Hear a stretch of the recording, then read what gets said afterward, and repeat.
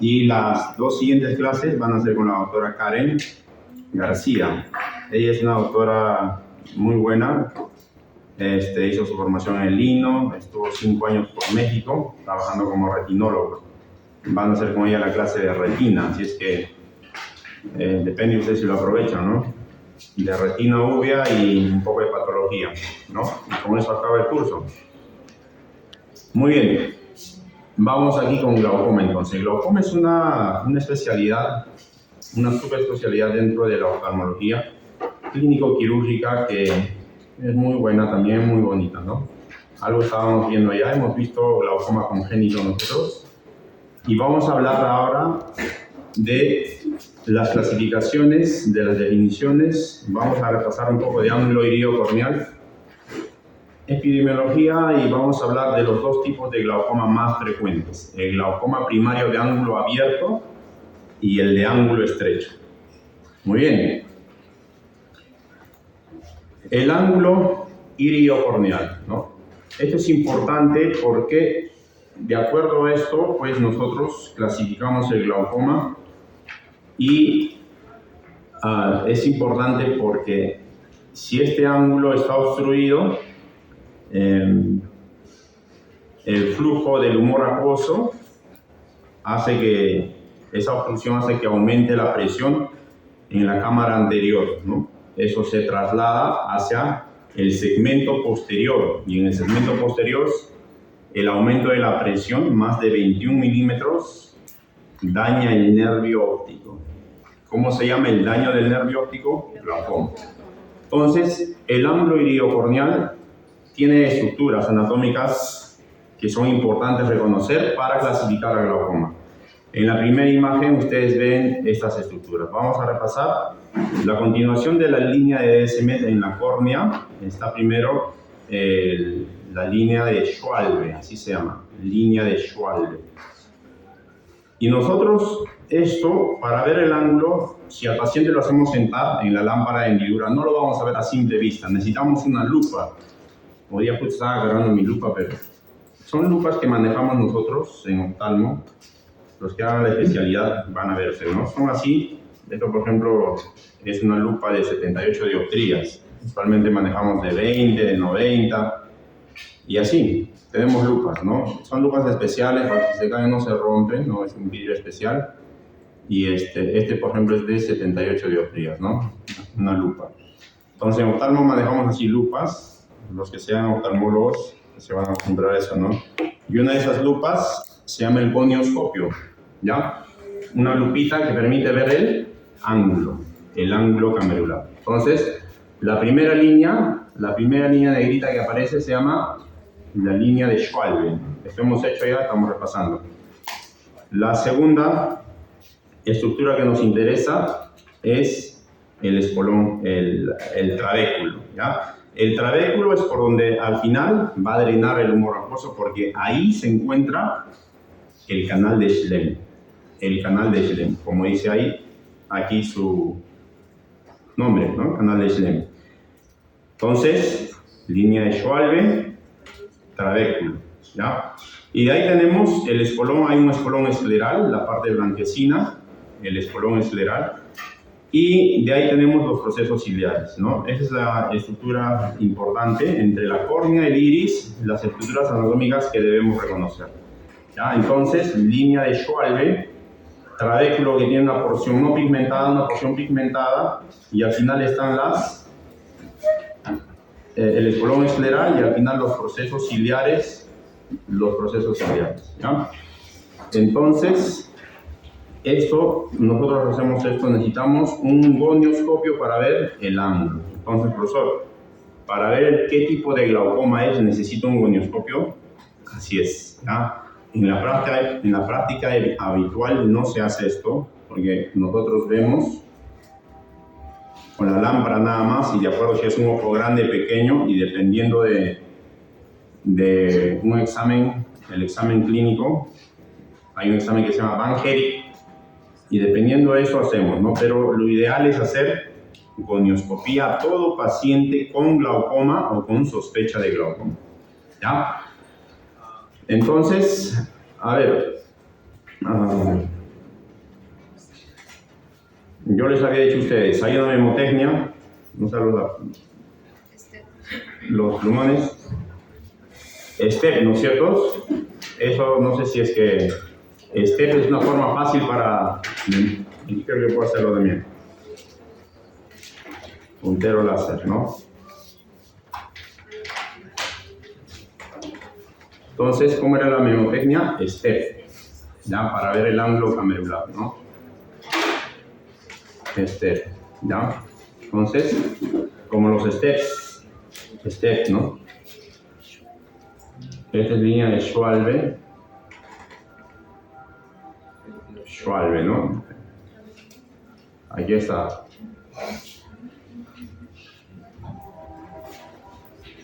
Ya, trabéculo. Es colon escleral.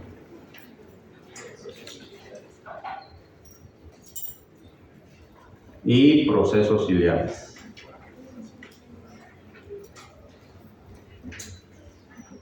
¿Ya? Entonces, esas son las estructuras anatómicas del ángulo camerular.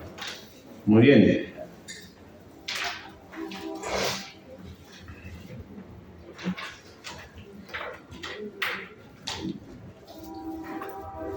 Entonces, aquí tenemos igual una fotografía. Miren ustedes cómo la malla trabecular meshwork, dice aquí, ¿no? Tiene estas partes de aquí, ¿no? Una porción uveal, una porción córneo-escleral y una porción yuxtacanalicular.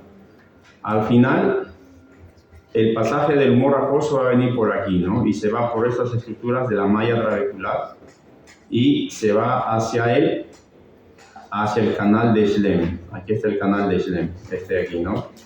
Este es el canal de Schlemm. De aquí se va a los vasos epiesclerales, ¿ya? Miren ustedes, aquí está la línea de Schwalbe y aquí está el espolón escleral. Muy bien, entonces, esto hemos visto ya. Ya, esta es la producción normal de humor acuoso. ¿Cuánto es la producción diaria, les dije? 3 milímetros. Eso se pregunta. La producción normal es de 2.0 a 2.5 milímetros. ¿Ya? Entonces, el humor acuoso, creo que podemos cerrar esa ventanita de allá. Creo que de ahí, esa de ahí también, por favor.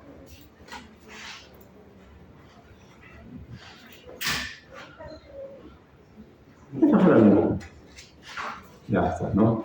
El humor acuoso se produce aquí, ¿no es cierto? Segmento anterior, segmento posterior.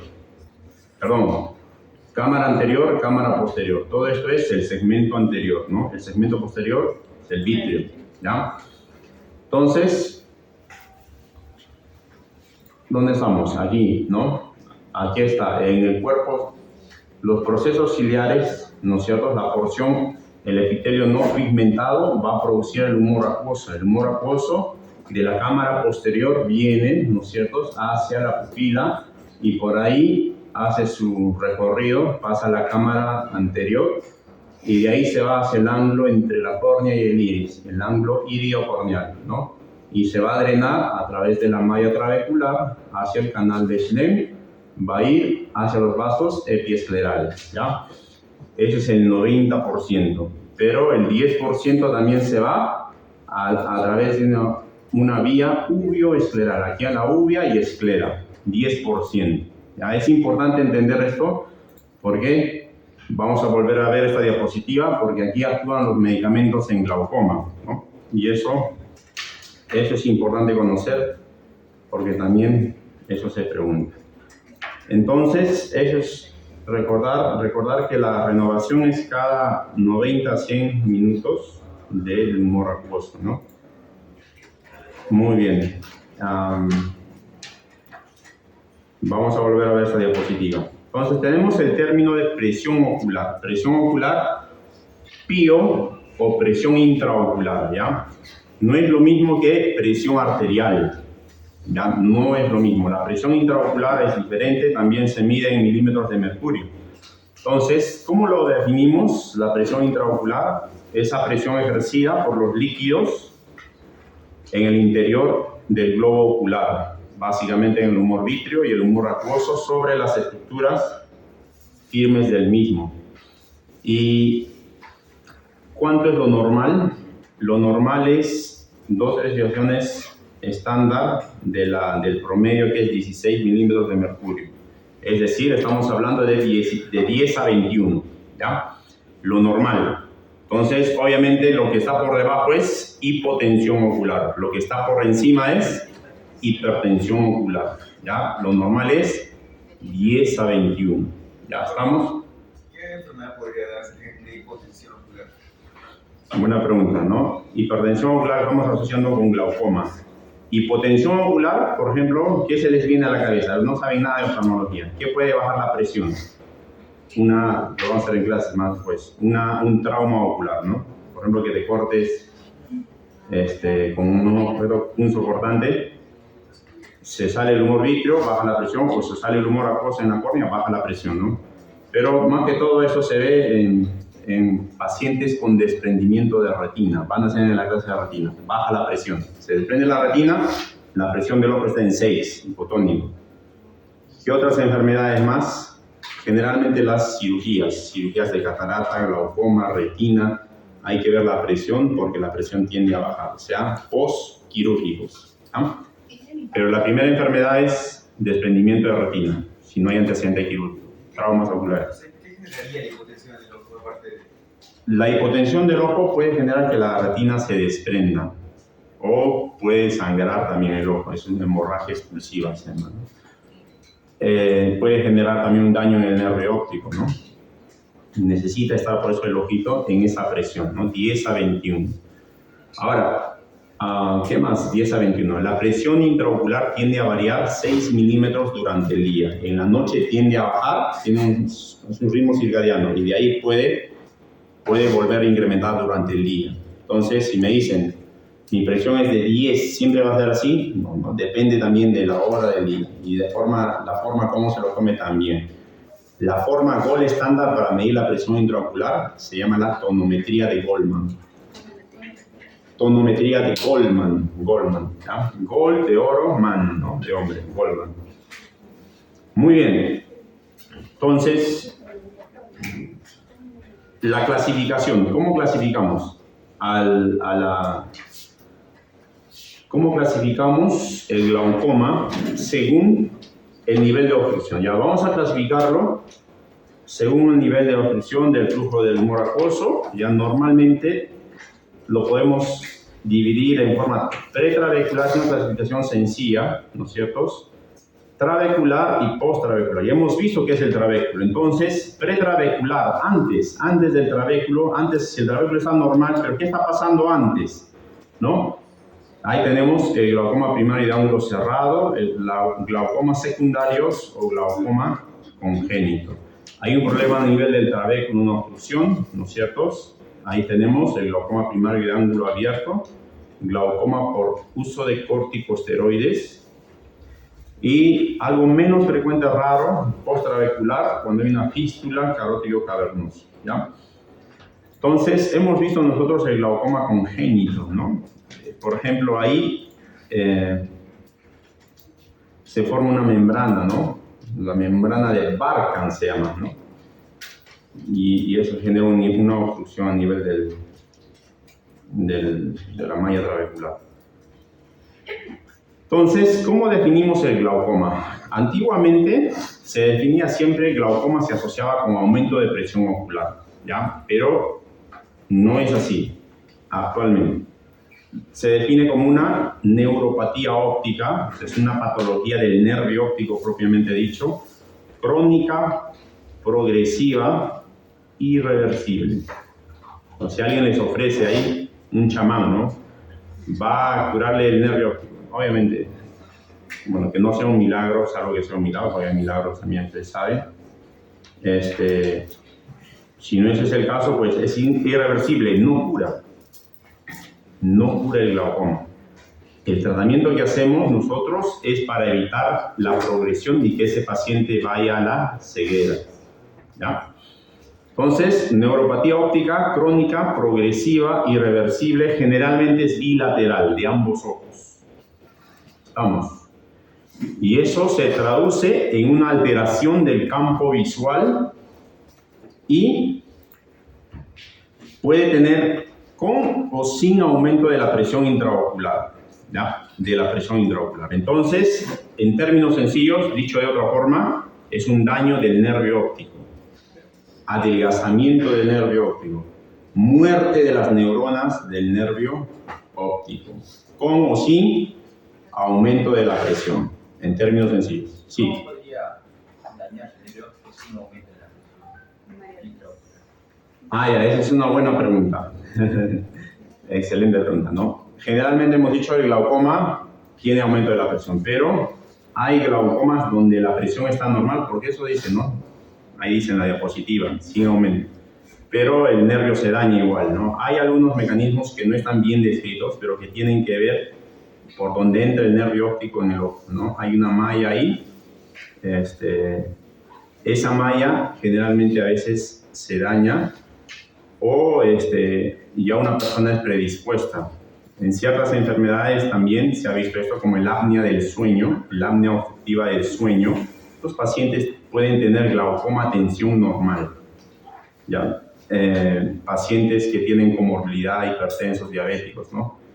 No es lo más frecuente, pero puede haber mecanismos más que todo a nivel de la papila, por donde el nervio óptico entra. Ahí es donde se genera hay unos adelgazamientos, daños del nervio óptico. Entonces, la presión puede estar normal, pero hay un daño a nivel de la entrada del nervio óptico en el ojo, por mecanismos no bien esclarecidos. Pero están asociados a enfermedades, algunas enfermedades raras, ¿ya?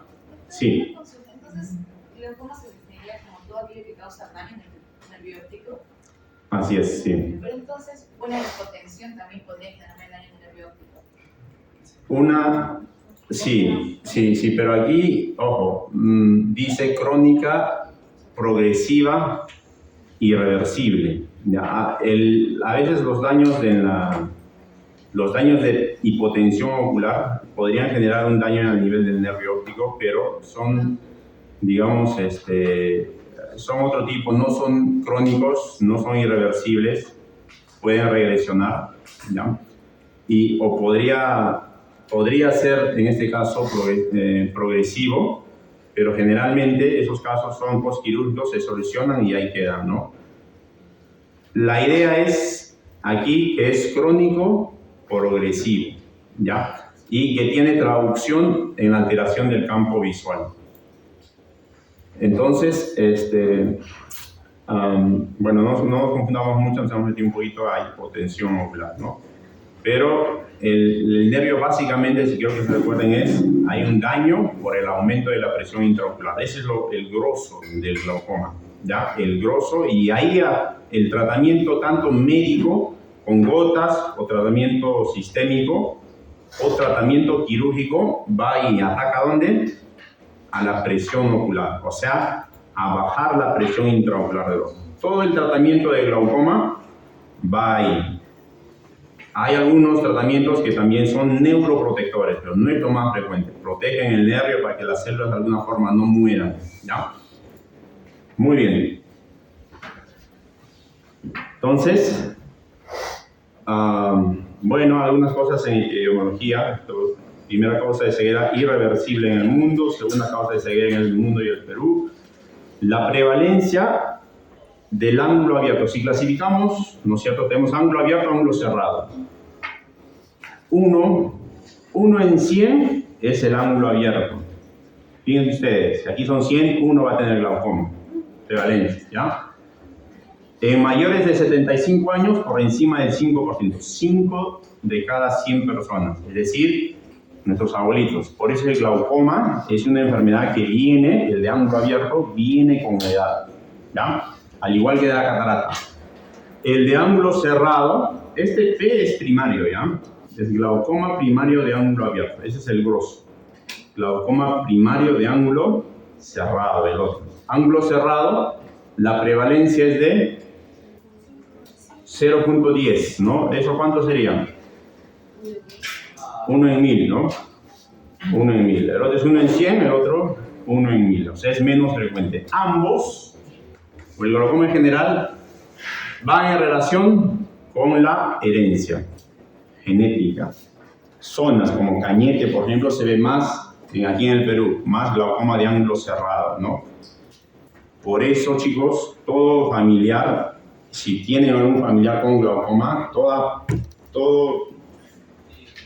cada persona que tiene un familiar con glaucoma debería hacerse chequeos desde los 35 años, ¿ya? Un chequeo de rutina de descarte de glaucoma cada año. O sea, si papá, alguien de los tíos tiene glaucoma, hay que hacerse un descarte, ¿ya? Vamos aquí. Entonces, vamos a revisar primero el glaucoma primario de ángulo abierto o glaucoma crónico simple. Fíjense ustedes que dice el término crónico y simple. Entonces, de nuevo decimos que es una neuropatía óptica progresiva crónica en adultos en el cual hay atrofia adquirida, característica del nervio óptico y pérdida de las células ganglionares y sus axones, que es irreversible.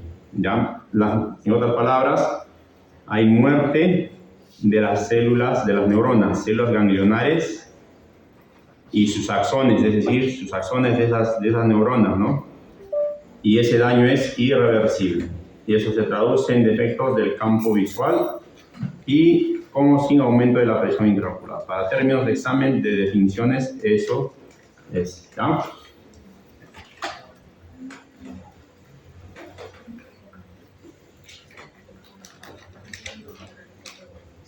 Muy bien. Muy bien. Entonces, factores de riesgo, tenemos la edad. Hemos dicho que el glaucoma se presenta con la edad, ¿ya? Pacientes con familia, hay que hacerse el chequeo, el despistaje desde los 35 años.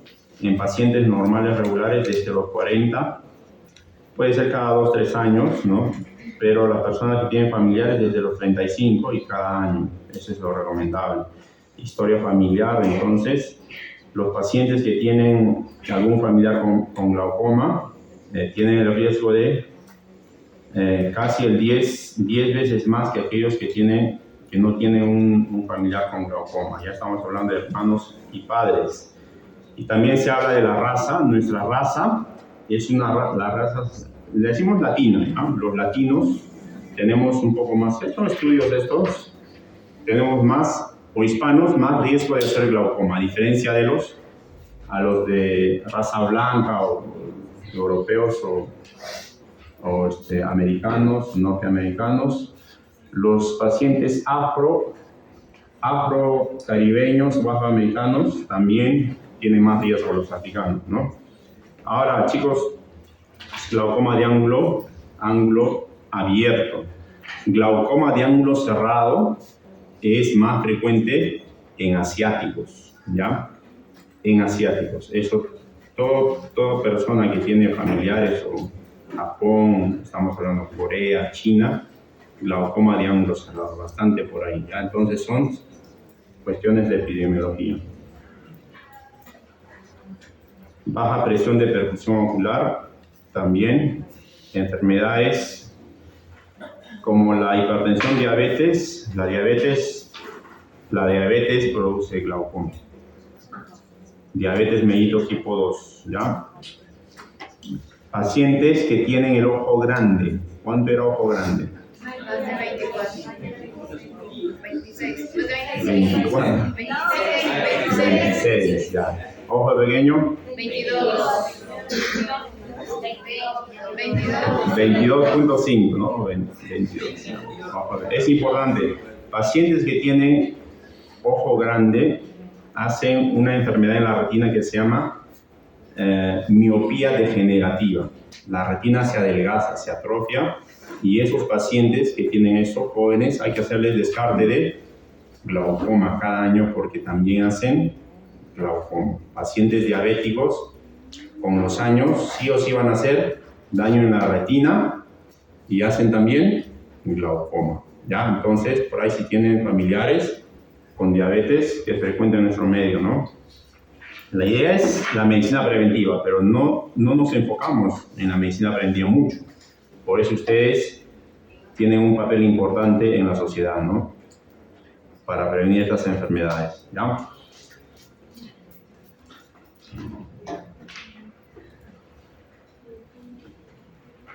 Lo que les decía, estos pacientes tienen un soporte escleral, hay una hipótesis en la miopía de un soporte escleral más débil, por eso hace glaucoma, el nervio óptico, ¿no?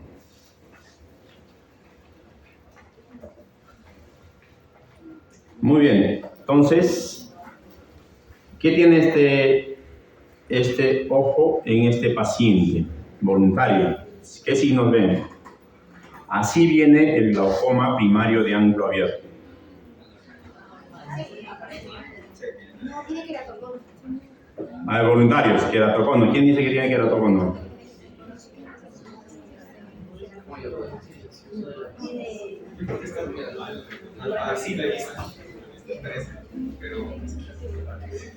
Así viene, chicos.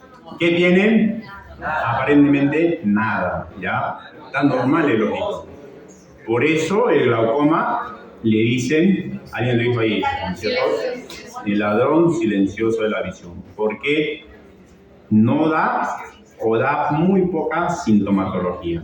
Cuando ya el glaucoma avanza y avanza, me deja la visión como un tubo, se llama visión tubular. Es decir, hagan ustedes esto así y vean ahí, o sea, solo van a ver la parte del medio. Si viene un carro por aquí no se van a dar cuenta. Esa visión les deja y al final les termina de apagar. Muchos de los pacientes que ven ahí con el bastoncito son pacientes que han tenido glaucoma y no se ha podido tratar por diferentes causas, ¿no? Entonces, la idea es nosotros prevenir, por eso, tener más ciegos, ¿no es cierto?, en el mundo. Muy bien. ¿Qué más?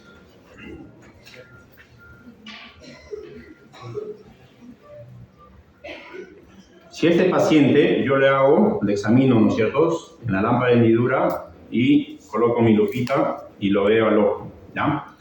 Lo veo a través de la pupila. Puedo dilatar o sin dilatarlo también se puede ver, ¿no? Con dilatación se ve toda ustedes van a ver, oftalmología es una de las especialidades que van a ver ¿cómo se dice? In vivo a un nervio y a los vasos latir. Ya ven, como dicen en el alma, ¿no? A través de la pupila se ve, van a ver al nervio ahí en vivo y en directo, y a sus vasos y cómo laten, ¿ya? Y el nervio es la prolongación de el ojo es la prolongación del cerebro, es la prolongación del cerebro, y lo ven en vivo, el nervio, ¿ya? Entonces, si ese paciente que vino aparentemente no tenía nada, lo hago un examen con oftalmoscopía, le hago un fondo de ojo, con una lupita, ¿no es cierto?, que me permita ver. Las lupas me ayudan a ampliar el panorama, ¿no?, el fondo. Entonces, lo que yo puedo ver es lo siguiente, ¿no? Ese nervio, en general decimos que está más excavado de lo normal. ¿Y qué es la excavación? Aquí está, ¿no? Un nervio óptico sano es así, ¿no? Así está, es rosado y tiene una excavación más o menos de 0.3, ese es el 30%, ¿ya? 0.2, algunos 0.1 incluso. Y un nervio con glaucoma ya pierde ese nervio, la papila pierde su color rosado que es normal, se hace un color más pálido, ¿ya? Y aquí yo veo palidez y veo algunos signos, pero estamos viendo aquí un paciente con glaucoma. Aquí yo para contar aquí la excavación, lo que nosotros hacemos imaginariamente, trazamos aquí una línea en la mente, ¿no es cierto?, que vaya de aquí a aquí, y una regla de 10, ¿ya? Y vemos los vasos, la defusación de los vasos, no tanto aquí el redondito, ¿no?, sino aquí, este vasito, ¿cómo se defusa? Desde aquí, ¿no?, o desde aquí, y este de aquí, ¿no? Más o menos una excavación del 30-40%. Entonces digo, este paciente tiene una excavación de 0.3. Este paciente, miren los vasos, ¿cómo están? Ese es el signo de la bayoneta, se llama, de la bayoneta. El vaso que viene por ahí, en realidad son vasos que están yendo así. ¿Cómo lo dibujo aquí? Este es el nervio, ¿no es cierto? Ahí están saliendo las fibras.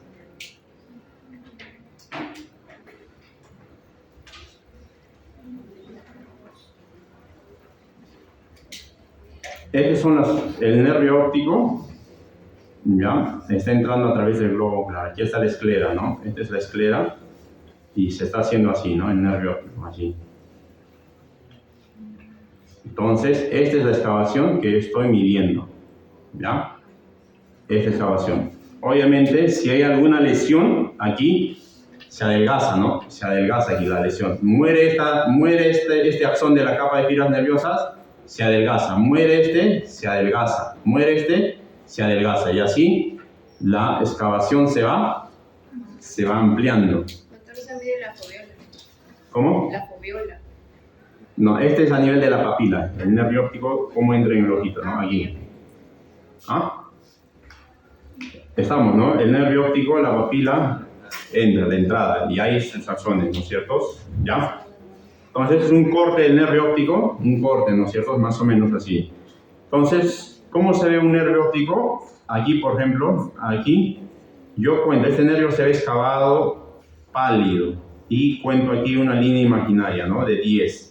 Yo digo, más o menos aquí tiene un punto, aquí hay 2, 3, 4, 5, ¿no es cierto? De aquí 5, de aquí otra vuelta, 1, 2, 3, 4, 5. Aquí tendrá un 2, aquí tendrá un 1, ¿no? Más o menos entonces un 7 de excavación, ¿no? 0.7 pálido, signo de la bayoneta, eso es lo que muestra. Otras cositas más afinadas, que puede haber muescas en el borde neuroretiniano. Aquí es un paciente normal, aquí puede haber aquí, esta es una papila con glaucoma. Adelgazamiento del borde neuroretiniano inferior o superior. Generalmente el glaucoma me adelgaza arriba y abajo. Esto me diferencia de otras patologías con excavación como copa sospechosa o nervio sospechoso puede darme glaucoma o también pacientes que nacen con el ojo grande, ¿ya? Fíjense ustedes, un paciente que nace con el ojo grande, las fibras nerviosas, ¿no es cierto?, van así, pero la papila, si es más grande el orificio, las fibras se van a ir más hacia la periferia. Entonces, si yo lo veo a simple vista, va a haber una excavación grande, pero en realidad no es grande, sino que el ojo es más grande. El ojo es más grande, la papila es más grande y no hay un daño del nervio. Y está homogéneo generalmente, ¿no? En el glaucoma por eso es más arriba y abajo, arriba y abajo. Dicho de otra forma, hay papilas que parecen que son excavadas, o mejor dicho, son excavadas, pero no son glaucoma necesariamente. Pueden ser nervios o ojos grandes, ¿ya? Y en ese caso, el nervio es igual, el diagnóstico es copa sospechosa de glaucoma, no necesariamente glaucoma. A ver, vamos a ir entendiendo con los exámenes auxiliares. Pero estamos viendo glaucoma. El glaucoma adelgaza arriba, adelgaza abajo. Puede haber algunas microhemorragias, como en este caso, microhemorragias. Y bueno, extensión, atrofia parapapilar puede haber aquí a los rebordes. A veces se atrofia, se ve así medio negruzco, los bordecitos. Y los vasos se hacen más nasales. Un poquito se empuja, la excavación lo empuja a los vasitos, se va más hacia nasal. Y bueno, una palidez, ausencia de palidez del borde neuroretinal, ¿no? Palidez a nivel del medio y el borde neuroretinal se hace más pálido, como en este caso, ¿no? El reborde está aquí, así está este glaucoma, si lo colocaríamos en un círculo. Entonces ese paciente que tiene una excavación, ¿no es cierto?, se traduce en un campo visual. Tiene que tener el glaucoma, tengo que hacer una correlación con el campo visual y con la tomografía. A una correlación clínica, funcional y estructural. Clínica con el fondo de ojo. Funcional con el campo visual. Y estructural con la tomografía. Y hemos visto la parte clínica, el nervio está excavado, nervio con glaucoma. Entonces, ¿qué hago con ese paciente? ¿El nervio excavado es glaucoma? No todavía, tengo que pedir un campo visual, ¿ya? El campo visual del paciente con glaucoma, fíjense ustedes, hemos visto campo visual, ¿no? Ustedes pueden hacer un campo visual a un paciente que tiene, por ejemplo, una hemianopsia bitemporal, ¿no? Lo hacen fijar a un punto y lo hacen mirar en los 4 campos, ¿no? Y ahí pueden saber cómo está su campo visual. En oftalmología han simplificado las cosas y han inventado una máquina que se llama el campímetro. Es como esta. Al paciente se lo dice igual. Mira un punto de fijación, le decimos, y salen las lucecitas al costado y por cada lucecita presiona el paciente, va jugando. Y así podemos saber su campo visual. Este es un campo visual normal, ¿ya? Tiene un punto ciego, ese punto es de la papila. Al medio está la mácula. Aquí cada línea, puntito de estos son 10 grados. Este es un campo visual de 30 grados, ¿ya? Es lo normal. ¿Cómo está el paciente con glaucoma? Aquí está moderado, dice, ¿no? El paciente antes de eso hay un estadio leve. Ahí hace estas manchitas en el campo visual son que no está viendo ahí, no está negro. ¿Cómo se llama eso? Escotomas. El paciente con glaucoma va a tener escotomas. Del medio al costadito hacen escotomas paracentrales, estadio leve, ¿ya? Estadio moderado pueden hacer escotomas, en este caso, fíjense, como un arco, arciformes, sea arriba o abajo. Estadio moderado. Y ya caso de ceguera, ¿ya? Una visión tubular. Esos pacientes al final con glaucoma solo respetan, hay una en el centro nada más, nosotros decimos isla de visión central. Solo en la parte, o sea, de este campo visual, en la parte central nada más se ve blanquito. Todo alrededor, negro. No ve nada de ese paciente. Ceguera, ¿no? Entonces, el diagnóstico tenemos con la clínica, fondo de ojo excavado.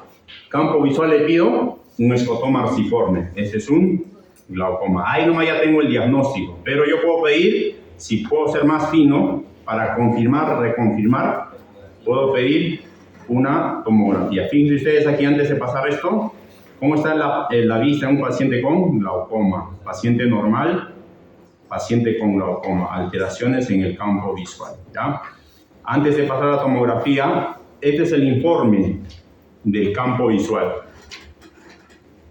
Campimetría o campo visual de un paciente con glaucoma, ¿ya? Tiene los datos, algunas cifras, lo que ustedes quiero que se den cuenta, hay una escala de numeritos que dice es de la luz, esta es la escala de grises, esto es lo que quiero que se recuerden más, ¿ya? Aquí se ve más el paciente cómo están los escotomas.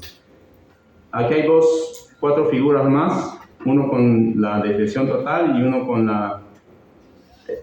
Y esta parte de aquí es cuando cuando filtra defectos refractivos como paciente con catarata, ¿no? Lo filtra. Entonces esas cosas no es necesario que lo sepan. De todo este examen, ¿ya? Me importa la escala de grises. Y solo para mencionarles, no es necesario que lo sepan, de todo este examen, el que me clasifica y me estadia el glaucoma es el DM, la desviación media, ¿ya? Lo normal es hasta 3 puntos, ¿ya? El paciente clasificamos ahí de 3 a 6 estadio leve. En este caso tiene -5. De 6 a 12, moderado. De 12 a más, avanzado. Glaucoma avanzado, ¿ya? Leve, moderado o severo, severo. Leve, moderado, severo.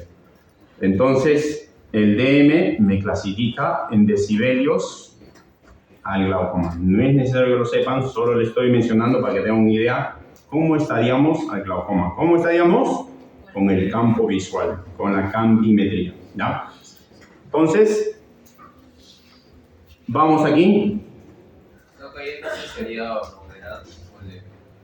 Este caso sería, ¿cuánto estamos? 5, ¿no? Leve, ¿no es cierto? Leve. ¿Ya? Hasta 6 dijimos, ¿no es cierto? ¿Ya?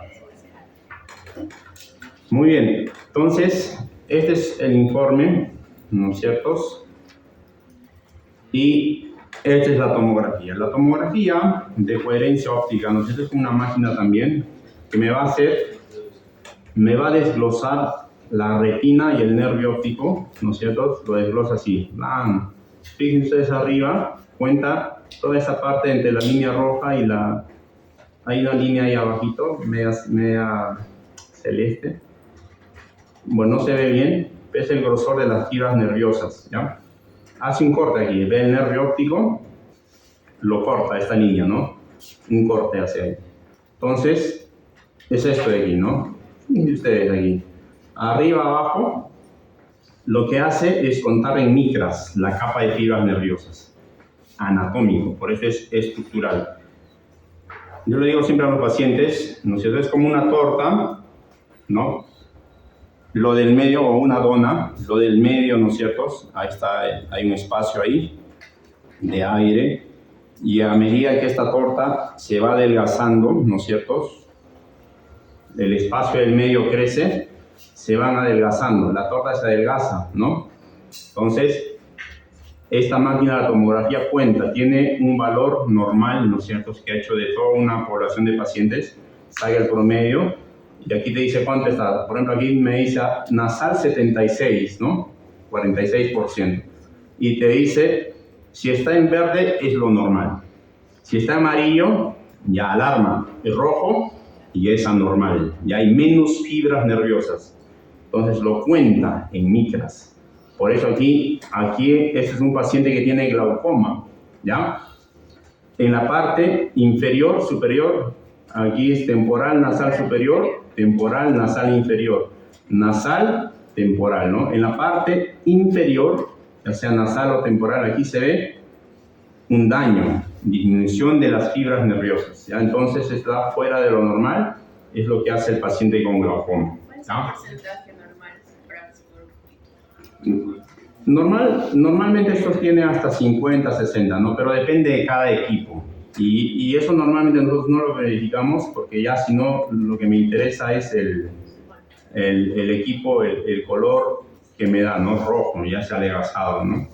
Pero los números, digamos, son indistintos, ¿no? Va a depender de cada equipo. Muy bien.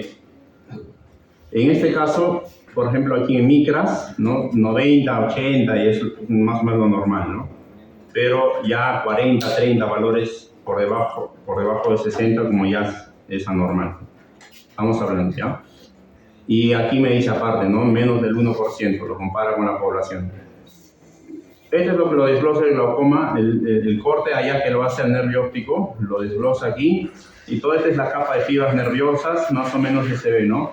Lo hace una comparación aquí el paciente y hace una línea. Si está normal, se va por lo verde. Si está entre el borde, entre lo malo y lo bueno, está en el amarillo. Si está adelgazado ese nervio en micras, va a ser más bajito el valor, va a ir por el rojo la línea, ¿no? Por el rojo, ¿ya?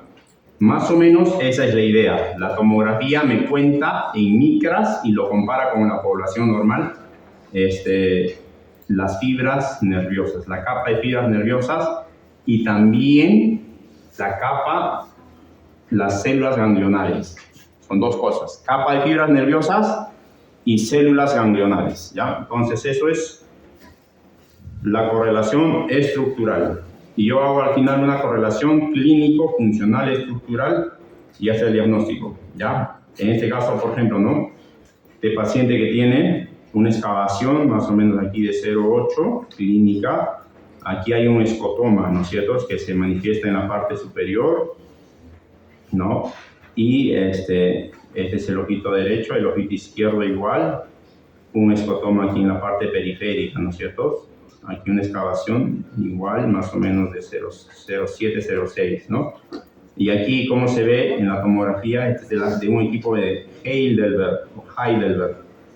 Se ve el nervio ahí, lo desglosa aquí, y aquí en figuritas lo que me importa es esto, la torta. Está rojo, arriba, abajo, aquí en la parte más nasal, ¿no?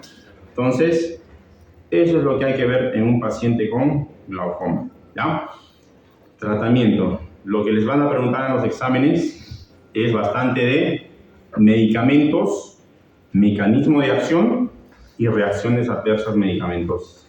Eso va a llegar en el examen. Vamos. Entonces tenemos agonistas adrenérgicos o los simpático-miméticos como la brimonidina. Tenemos beta bloqueadores, principalmente se usa el timolol aquí. Inhibidores de la anidasa carbónica, tenemos tópicos como la dorsolamida y la brinzolamida usamos, y sistémicos, acetazolamida, ¿no? El Diamox. ¿Para qué se usa el Diamox?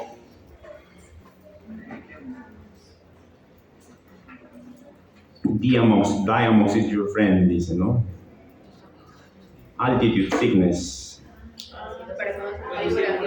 Mal de montaña, ¿no? Es clásico, como los gringos, ¿no? Que vienen. Ustedes van a ser si se van a la sierra, Diamox is your friend, ¿no? Tienen que darles el Diamox a las personas, o los pacientes, nosotros, los limeños, ¿no? Que van a la altura. Pero también se usa en glaucoma, ¿ya? En glaucoma. Acetazolamida. Parasimpáticos miméticos, como la pilocarpina, y análogos de las prostaglandinas, como el latanopros, pimatopros. Hay otros más. Preguntas de examen. Glaucoma primario de ángulo abierto, tratamiento de elección, primera elección, un análogo de prostaglandina, ¿ya? Análogo de prostaglandinas. A ver, vamos a repasar aquí un poco el mecanismo de acción de cada uno, ¿ya? Entonces, hemos hablado de los beta bloqueadores, hemos hablado de los agonistas adrenérgicos, estamos hablando de los receptores alfa-2, agonistas alfa-2, ¿ya? Como la brimonidina. Y hemos hablado de los inhibidores de la anidrasa carbónica. Todos estos actúan beta bloqueadores, alfa agonistas, alfa-2, y inhibidores de la anidrasa carbónica, disminuyendo a nivel de los procesos ciliares, disminuyen la producción aquí, disminuyen, ¿ya? ¿Quiénes más tenemos? Allá les hablé que es el tratamiento de elección, de primera elección eran los análogos de las prostaglandinas, como el latanopros. El latanopros aumentando el drenaje uveoescleral. ¿Ya? Latanopros, bimatopros.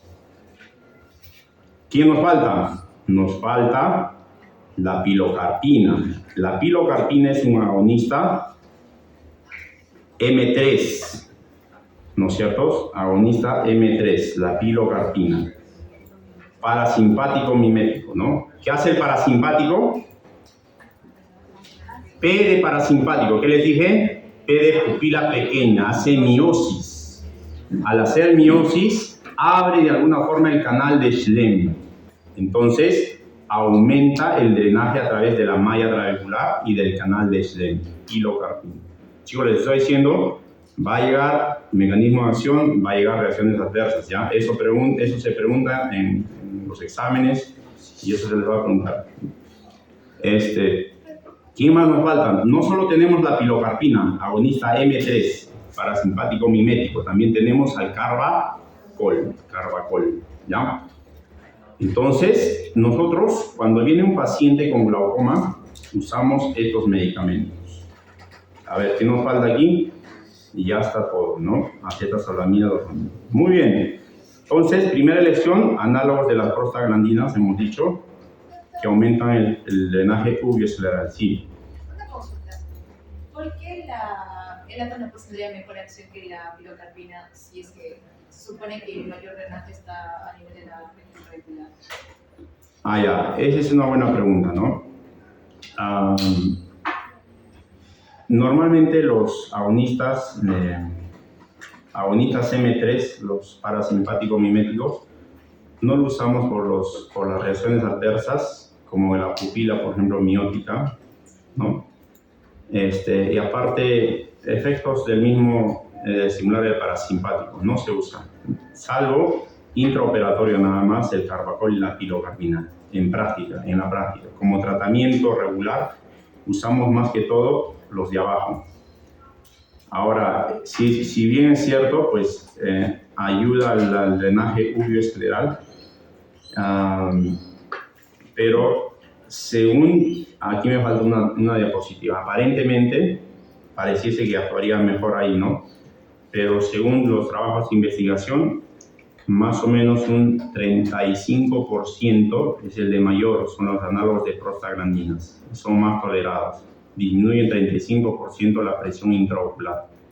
Esos son los de mayor comparado con los otros, ¿no? Comparado con el timolol, la brimonidina y la pilocarpina. La pilocarpina y el carbagol me dan efectos sistémicos, me hacen pupila miótica, ¿ya? Y por eso es que no lo usamos. No lo usamos salvo excepciones que lo vamos a ver. Ahora, una forma de recordar, chicos, ya, bueno, no se recuerdan aquí, ahorita es normal, ¿no? En el examen, recuérdense ustedes, ¿no? ¿Cómo ordeñan a la vaca? Hacia abajo, ¿ya? Vaca, pero con B grande, ¿ya? Beta bloqueadores, análogos alfa 2, agonistas alfa 2, y CD o CA, ¿no? De carbónico, ¿no? De inhibidores de la anidasa carbónica, vaca, ¿no?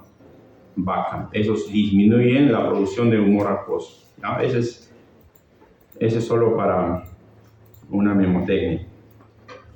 Y bueno, hemos hablado ya de las prostaglandinas, ¿ya? Ahora, hay otros fármacos que lo vamos a ver en glaucoma de ángulo cerrado, ¿no? Glaucoma de ángulo cerrado.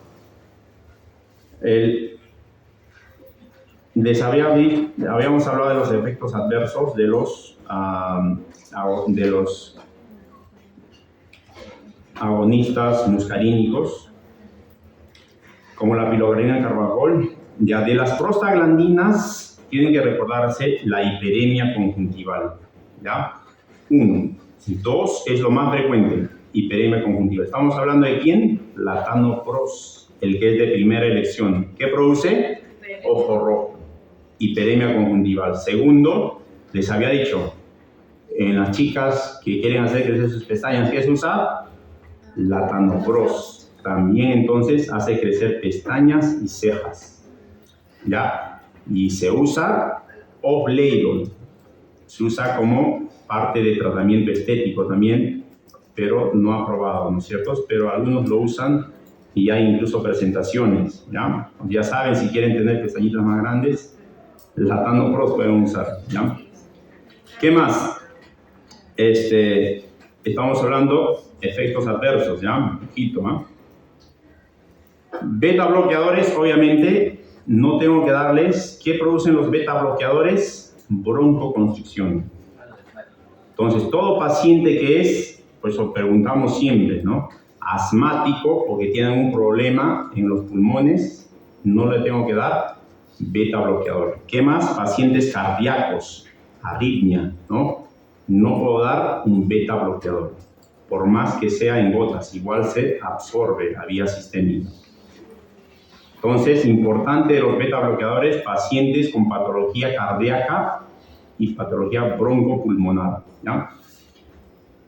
¿Qué más? La brimonidina, bueno, puede producir cefalea, algunas cosas no son tan preguntados. Los inhibidores de la anidasa carbónica, la acetazolamida puede producir, es un diurético, ¿no es cierto? Obviamente hay diuresis, hay que explicarle, pero puede producir trastornos hidroelectrolíticos, ¿ya? Se va el potasio, produce hipocalemia. Y los síntomas de la hipocalemia, ustedes lo han hecho en nefro, lo han hecho en varios cursos, ¿cierto?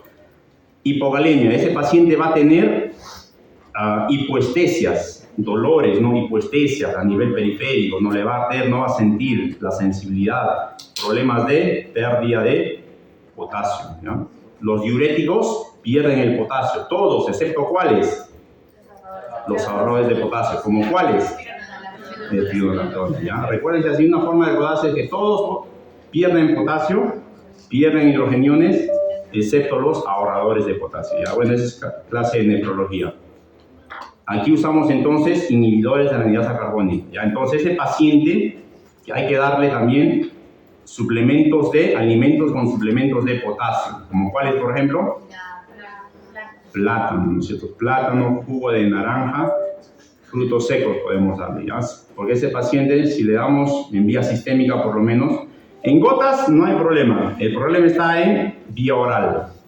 Yo puedo dar acetazolamida en vía oral o puedo darles dorsolamida o brinzolamida en vía tópica. Vía tópica no hay problema, les dije, pero en vía sistémica, el Diamox, la acetazolamida, sí produce efectos sistémicos y tengo que darle a ese paciente, decirle, ¿no?, que coma su platanito, un platanito, 2 platanitos al día, tome su jugo de naranja, ¿no? Suplementar el potasio que va a perder como libre, ¿ya? Entonces, chicos, se preguntan mecanismos de acción y efectos adversos, ¿ya? Pueden ampliar más con la bibliografía. Muy bien. ¿Qué hacemos ahora? Tenemos un paciente, ¿no es cierto? Ojo normal, vemos el fondo de ojo, papila excavada, le pedimos su campo visual, tiene escotomas. Le pedimos la tomografía, sale rojito, ¿no es cierto? Disminución de las fibras nerviosas.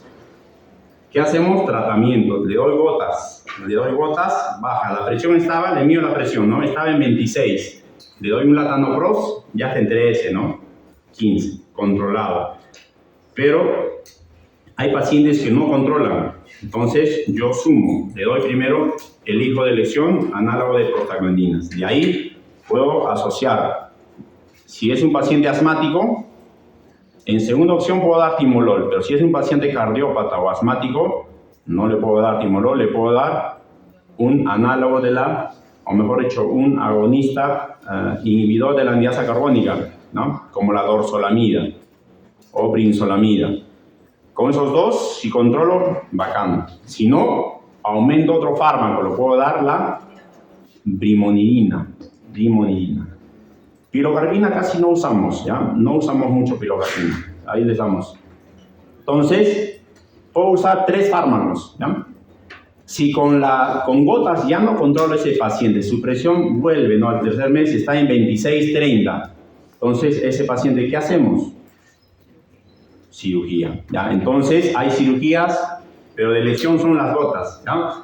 Tratamiento quirúrgico, aunque actualmente también dicen el láser, hay una discusión, pero chicos, dentro de las cirugías no tienen un periodo de duración. O sea, tanto el láser, vamos a ver el láser que se hace trabeculoplastías, me voy a explicar, y las cirugías más invasivas, como la trabeculectomía, tienen una duración, 6 años, no, a veces 6 años el promedio, una trabeculectomía, por ejemplo, o a veces la cirugía se complica, ya se obstruye o se infecta, y ese es el problema. Por eso, que no es que sea de frente, en todo caso, un paciente con glaucoma de frente, lo opero y ya, ahí queda. No es tanto así, ¿ya?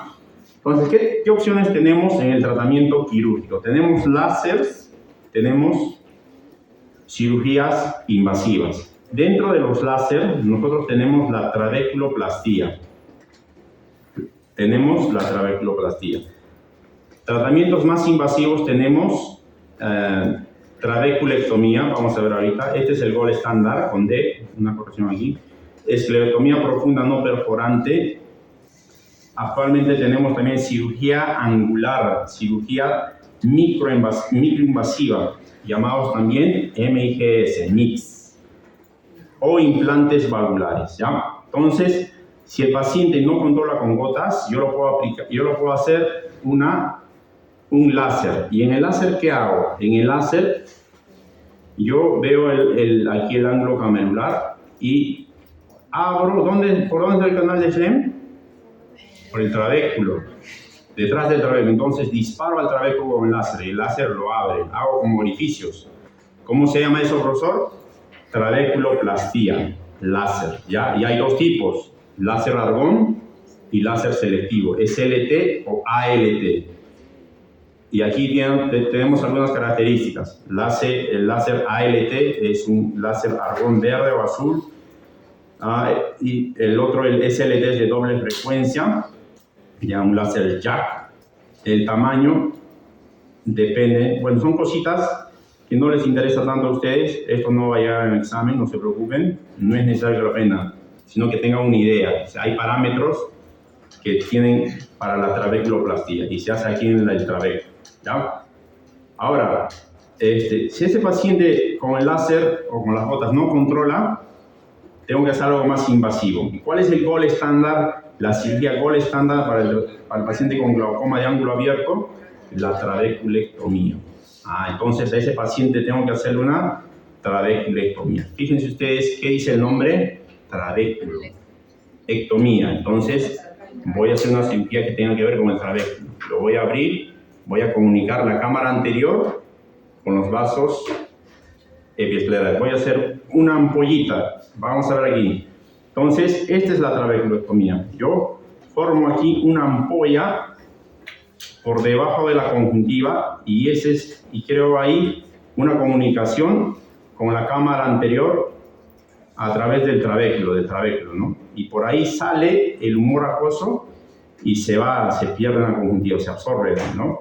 Entonces, formo una ampolla. Eso es la cirugía de elección para pacientes con glaucoma. Les dije que tiene sus complicaciones, no es que ahí nomás queda todo, ¿no? Vamos a ver aquí un pequeño video. Fíjense ustedes cómo se hace una cirugía de glaucoma, ¿no? Coloco anestesia ahí, anestesia por debajo de la conjuntiva. Esta es la parte superior. Esta es la parte de la conjuntiva. Entonces, hago una incisión conjuntival, ¿no es cierto? No les mostré de una cirugía de catarata, no es lo que más se hace, pero ya habrá oportunidad. Entonces,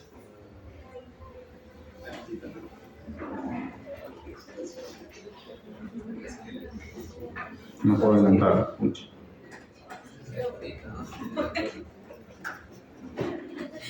Entonces,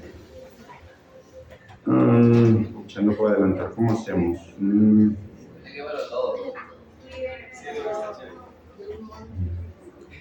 Dura 7 minutos.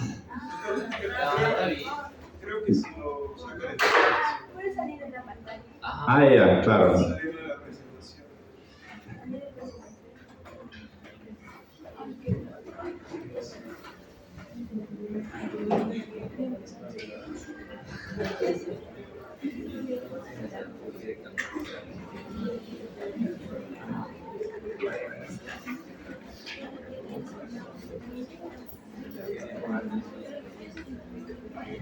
Ya, aquí, ¿ah?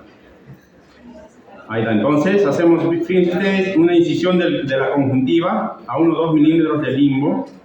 Ahí tenemos unas pincitas especiales. Todo esto se hace a través de un microscopio. Todas las cirugías en glaucoma son microcirugías, ¿no? Así nomás estas pinzas, estos hilos, todo lo que se utiliza no se puede ver, el trabéculo, les dije, ¿no? Entonces necesitamos un microscopio y a través de ese microscopio nosotros miramos al microscopio, no al paciente, no al ojito. Y a través de eso operamos, ¿no? Así se hace. Aquí vamos a ampliar, estamos llegando a la esclera ya, hacemos una disección conjuntival, ¿no es cierto? Aquí ampliamos un poquito, ampliamos, quemamos los vasitos para que no sangren y hacemos aquí un cortecito en la esclera, ¿no? Ahí, fíjense ustedes, y entramos con unos instrumentos especiales ahí, vamos a hacer como un flap escleral, ¿ya? Ahí hacemos el flap, listo, ya está el flap, ahí está nuestro flapcito.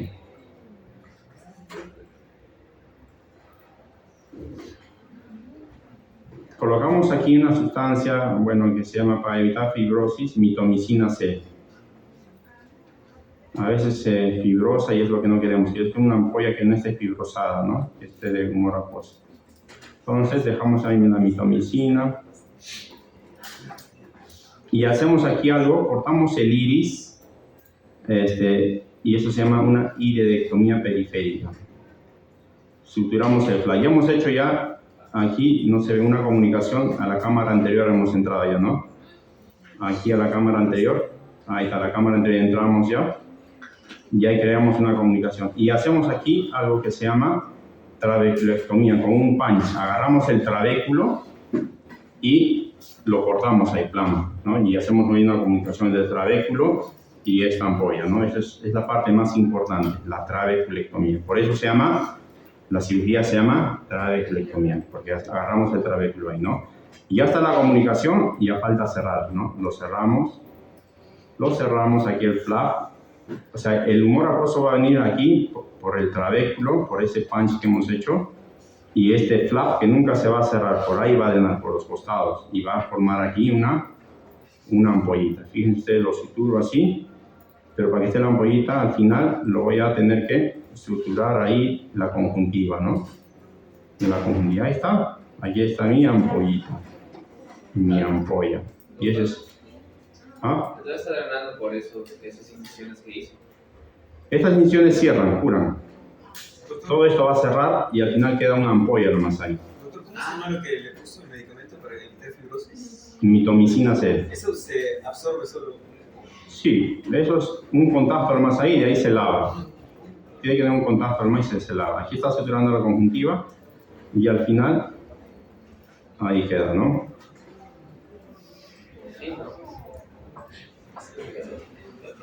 Entonces, esa es una trabeculectomía.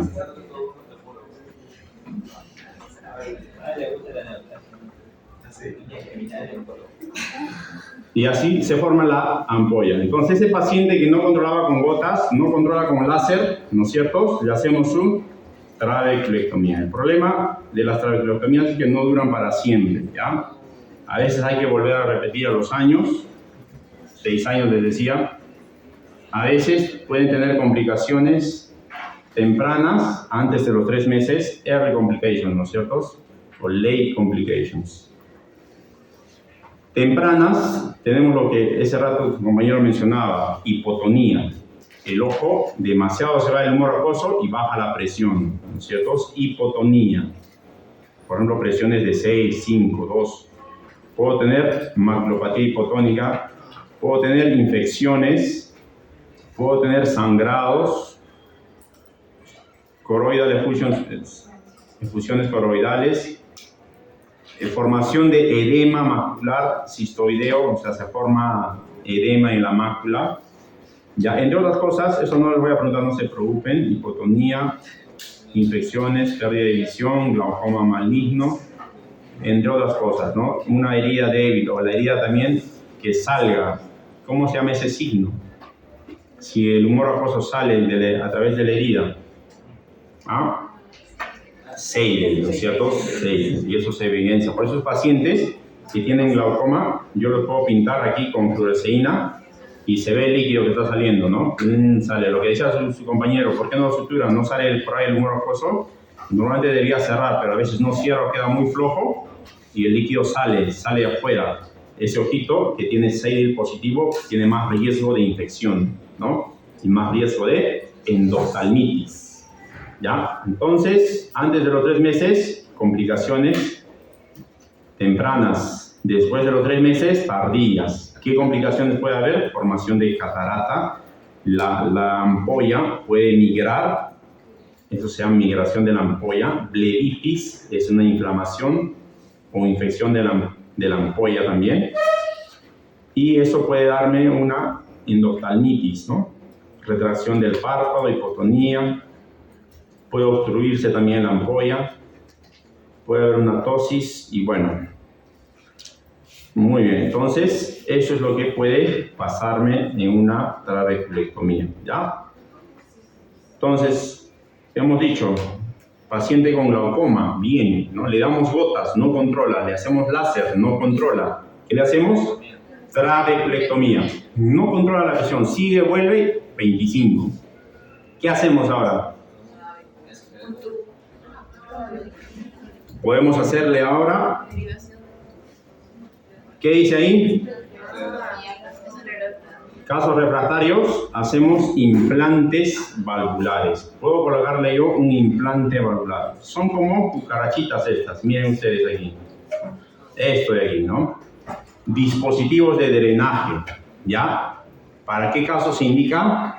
Casos refractarios, ¿no es cierto?, que no controlan con la trabe, con las gotas, ni con el láser. Entonces, han inventado, a alguien se le ocurrió, dijo, ¿y qué pasa si es que pues del humor acuoso saco el humor acuoso con un tubito, ¿no? Y lo dreno aquí, ¿no? Y eso hicieron, ¿no? Crearon esa comunicación. Entonces, así básicamente es un dispositivo que a través de un tubito se va el humor acuoso hacia ahí. Está controlado obviamente para que no salga mucho, ¿no? Y más controlado, mejor, mucho mejor. Y así me evito algunas molestias como la hipotonía ocular, entre otras cosas, ¿no? cierto tiempo ¿cada cuánto tiempo se va a cambiar? Porque usted mencionó que la trabeculectomía duraba 6 años aproximadamente. Sí. ¿Y este dispositivo valvular cuánto dura? Estos dispositivos pueden durar toda la vida, sin embargo, se complican igual, ¿no? Se pueden obstruir y hay que hacer una desobstrucción o cambiar de dispositivo. Y también el detalle de estos dispositivos de drenaje, ven ustedes aquí el tubito, cerca a quién está, a la córnea. Y en la córnea, ¿quién era la estructura que alimentaba la córnea, que daba la transparencia a la córnea y además se deriva de la cresta neural? El endotelio, ¿no? El endotelio corneal se daña con estos dispositivos. Con los años, las células del endotelio van muriendo. Ya de por sí, nosotros cada día van muriendo con los años, con los días. Pero estos pacientes pueden morir, se hace un daño del endotelio. Entonces, mientras más pasa el tiempo, eso es lo que puede pasar, ¿ya? ¿Cuántas células tenemos nosotros?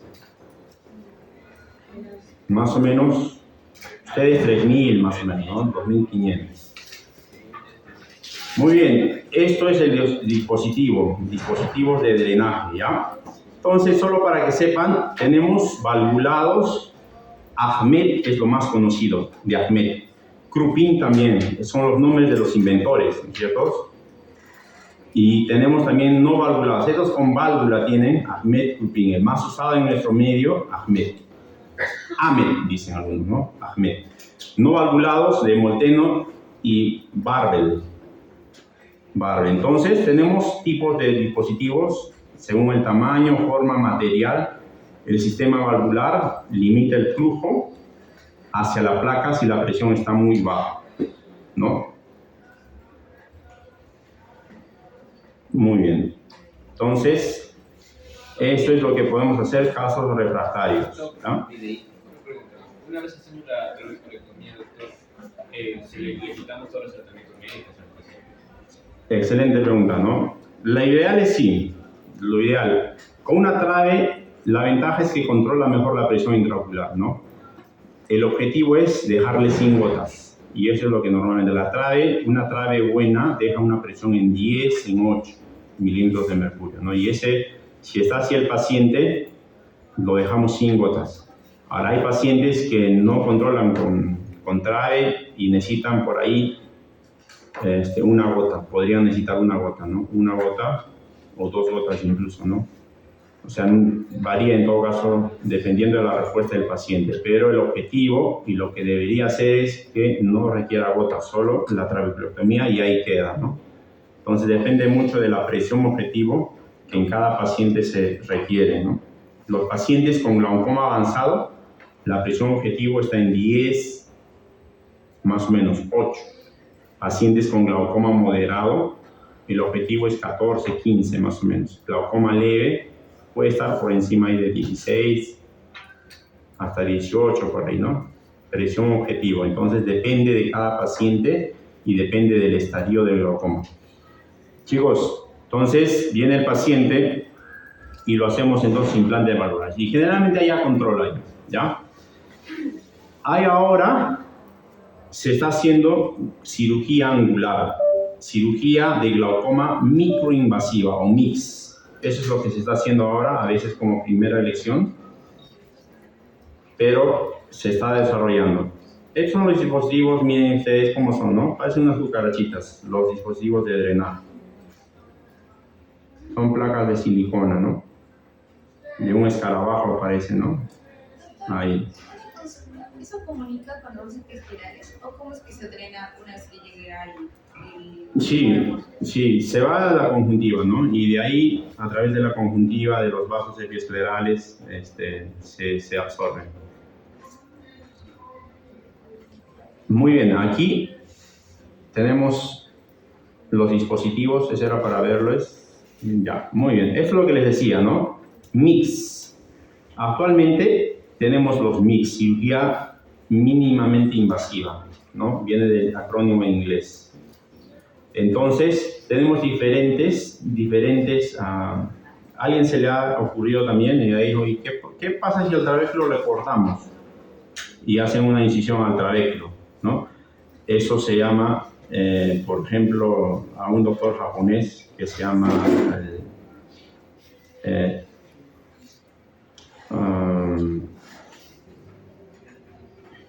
Tanito, ¿no? Ha hecho su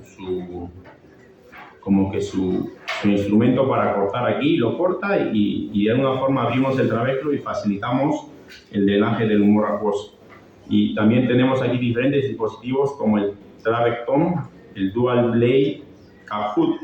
Son nombres, no es necesario que lo sepan ustedes, pero les digo que ya tenemos cirugía mínimamente invasiva, ¿ya? Y aquí, por ejemplo, tenemos también tenemos el GAT, por aquí está trabeculectomía GAT, ¿no? Lo que se hace aquí es a través del trabéculo, entramos con como un hilo, entramos por el trabéculo, lo hacemos dar una vueltita, ¿no es cierto?, 360 grados y jalamos, ¿no? Y abrimos todo el trabéculo, ¿ya? Cirugías mínimamente invasivas. Entonces hemos visto que hay varias opciones, ¿no es cierto?, varias opciones en la cirugía. Casos ya bien avanzados, se puede hacer endociclofotocoagulación, ya, termólisis también se llama. Ya en casos donde ya nada funciona, puedo quemar aquí o matar a los procesos ciliares. ¿Dónde se produce? En los procesos ciliares. Y si yo mato con un láser todas esas células, ¿cómo se llama eso? Endociclofotocoagulación. Ya, esos son casos extremos ya, ¿no? También puede haber eso, ¿ya? No se hace, bueno, hay por algunas razones que eso no debería llegarse a ese nivel, es el último recurso. Vamos aquí, alguna comparación entonces. Trabeculectomía, uso principal en glaucoma moderado severo. Casos refractarios, dispositivo de drenaje. Cirugía angular mínimamente invasiva, puedo usar en glaucomas leves o moderados. Glaucomas severos, avanzados, no. La eficacia de los MIGS obviamente no baja tanto la presión como en la trabeculectomía o en los dispositivos de drenaje, ¿ya? Pues esa es la gran desventaja de los MIGS. El invasivo, obviamente, la trabeculectomía es más invasivo, pero tiene, ¿qué cosa hemos dicho? Complicaciones, tiene complicaciones. La recuperación es más lenta, en los otros es más rápido, ¿no? Los MIGS. Los MIGS, a ver, de la trabeculectomía, riesgos hemos dicho, hipotonía, infección. Dispositivos de drenaje se puede obstruir, se puede fibrosar y se obstruye. O a veces la conjuntiva se abre y hay una exposición del tubo o daña el endotelio también. Eso puede pasar. Los MIGS obviamente tienen menos complicaciones. Lo que más puede generarme aquí es un sangrado en la cámara anterior, igema, ¿ya? Durabilidad, puede fallar por fibrosis la trabeculectomía. Por eso para evitar la fibrosis se usa mitomicina C intraquirúrgico. Los dispositivos de drenaje pueden fallar a largo plazo, ¿ya? Y los MIGS a veces pueden requerir retoques, ¿no? No baja mucho la presión, pero es lo que hay. Entonces, eso es el glaucoma de ángulo abierto. ¿Ya? Vamos a tratar de terminar el glaucoma, chicos, un rato más. Vamos al otro grupo importante, glaucoma primario de ángulo cerrado, ¿ya? Glaucoma primario de ángulo cerrado. Es una enfermedad por cierre angular. Tenemos algunos pacientes que tienen más riesgo que otros, ¿no? Pacientes que son fáquicos. ¿Qué significa fáquicos? Eso es afáquicos. ¿Y fáquicos qué sería entonces? Que tienen cristalino. Ya a veces el cristalino no es como una lenteja, ¿no? Más grandecita. Hincha, en cataratas, por ejemplo, y tapa el ángulo, obstruye. Entonces es un paciente ojofáquico, ¿no? La cámara anterior estrecha. ¿En quiénes se ve? Hipermétrocos, excelente, hipermétrocos, ¿no? ¿Cuándo es estrecho? Normalmente decimos la cámara, ¿cuánto es? 2 milímetros, ¿no? 2.5, 2 milímetros, dependiendo de qué instrumento lo medimos. 2.5 milímetros, si es menor es cámara estrecha. Entonces, cámaras estrechas, ¿no? Ojos pequeños, menos de 22.5, ángulos estrechos, ¿cuánto? Menos de 20 grados, ¿ya? Les dije yo esa vez, ¿no es cierto? Les dije esa vez, si ya ven el espolón, es ángulo abierto, ¿no? Si solo ven el Schwalbe trabéculo, ángulo cerrado, ¿no es cierto? Ángulo cerrado, ¿ya? Menos de 20. ¿Qué más tenemos aquí? Factores de riesgo, la edad avanzada, el sexo femenino. Aquí les decía, los pacientes asiáticos, procedentes de ahí o con antecedentes familiares, ¿no? Hipermétropes altos, pacientes que también son de Cañete, ¿no? Familiares, ¿no? Bastante. Pueden tener estadios subclínicos si se cierra todo el ángulo de forma brusca, ¿no? Chicos, los pacientes que tienen glaucoma de ángulo cerrado pueden tener algo que se llama ataque agudo de glaucoma.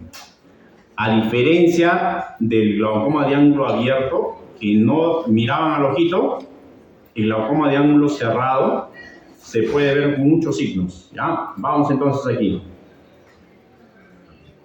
Fíjense ustedes cómo está saliendo aquí el humor acuoso, ¿no? Viene de la cámara posterior, pupila, cámara anterior, ángulo, ¿no es cierto? Trabéculo, canal de Schlemm, vasos epiesclerales. ¿Estamos? ¿Ya?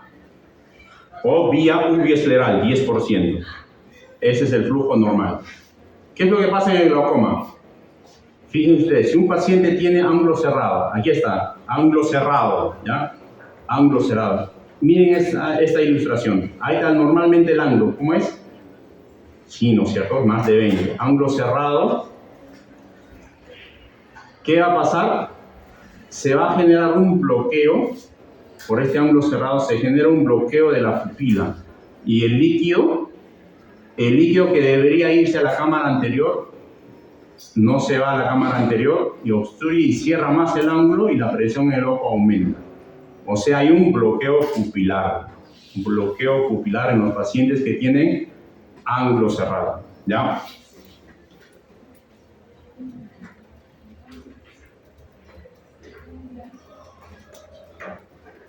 Entonces, en estos pacientes, ¿en quiénes se ven estos pacientes, chicos? Los pacientes, por ejemplo, que tienen ángulo estrecho. A ver, joven, por ejemplo, ¿no? Le invita a su enamorada al cine. ¿Y en el cine qué cosa hay? Oscuridad, ¿no? ¿Y qué hace la oscuridad?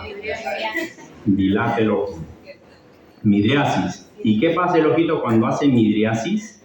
Se puede ocluir el ángulo.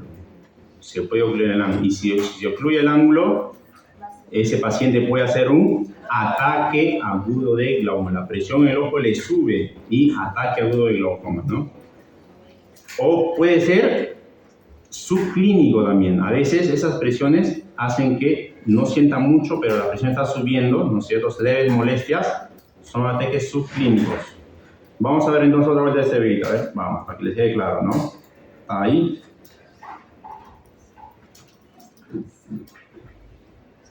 El humor acuoso, fíjense ustedes.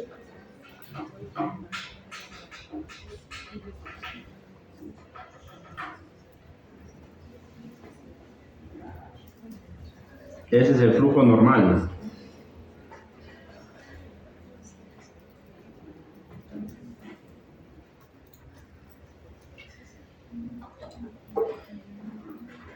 Aquí está el paciente con ángulo estrecho, ¿no?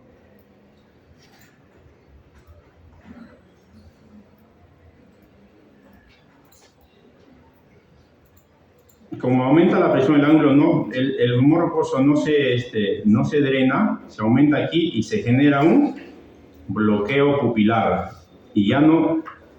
A ver, aquí. Vamos a vuelta, a ver.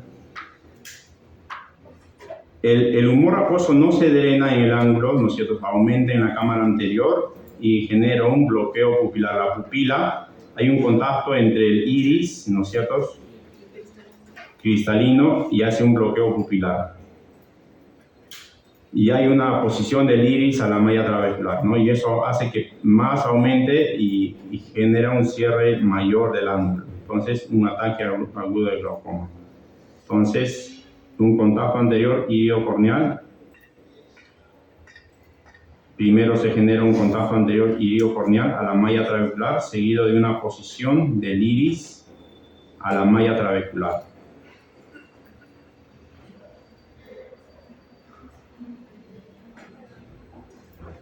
A medida que aumenta la presión, ¿no? ¿Ya? Entonces, por eso aquí dice, se genera un bloqueo pupilar relativo, un mecanismo más común por el aumento de resistencia del fluido acuoso de la cámara posterior a la anterior entre el iris y el cristalino. ¿Ya? Hay un contacto entre el iris y la córnea, seguido de una aposición del iris a la malla trabecular.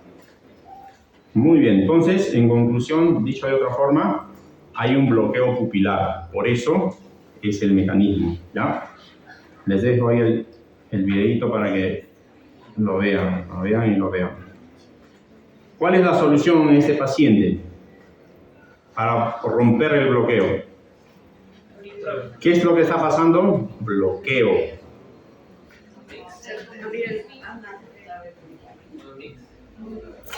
A ver, ¿qué hago? Piensen, a ver, piensen. Hay un bloqueo entre la cámara anterior y cámara posterior. Creo un hueco, excelente. ¿Cuál es el apellido? Aranda, ¿ya? Bien, chicos, les dije, creo un hueco. ¿Cómo se crea ese hueco? Con láser, ¿no es cierto? ¿Cómo se llama ese procedimiento? Iridotomía periférica, ¿no? Aranda, ¿no?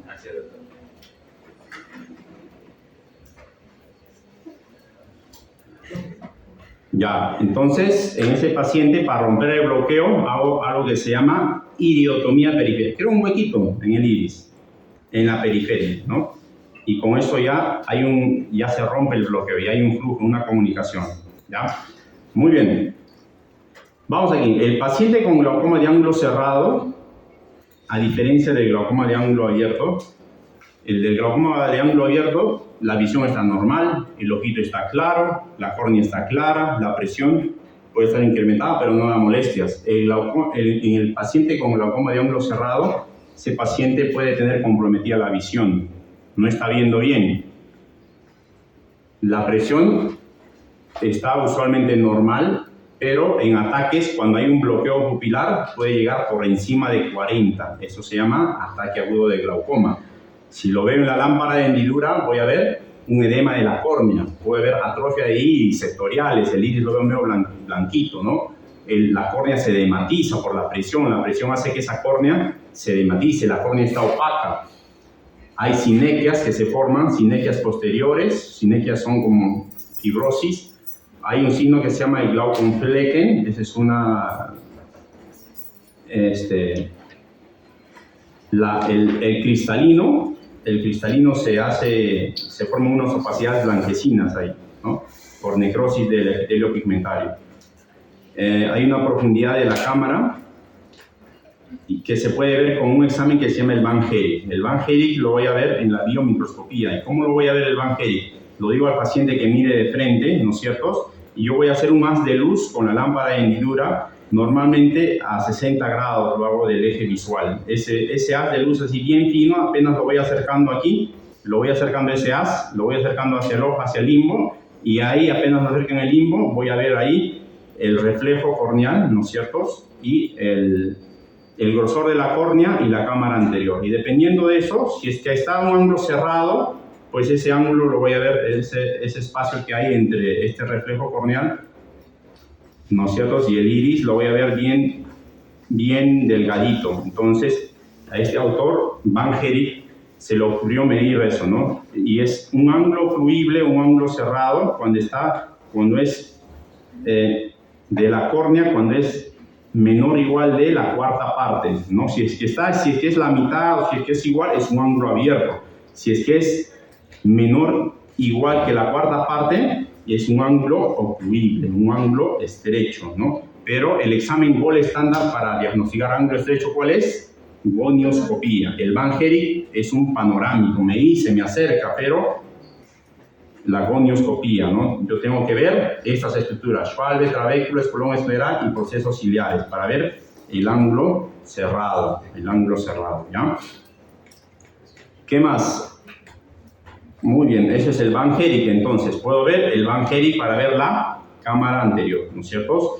Gonioscopía, y en la gonioscopía vamos a ver, ¿no es cierto?, todas estas estructuras que hemos mencionado. Puedo ver también las sinequias anteriores periféricas, el SAP, puedo ver una posición entre el iris y el trabéculo, ¿no? Puedo ver ahí, puedo clasificarlo según el sistema de gradación. Puedo decir, veo qué estoy viendo ahí, el trabéculo, Schwalbe, espolón escleral o procesos ciliares, ¿no? Si yo veo los procesos ciliares, es lo más que puedo ver, ¿no? Si yo veo el trabéculo escleral, procesos ciliares, ángulo abierto. Si solo veo Schwalbe trabéculo, ángulo cerrado, ¿no es cierto? Muy bien.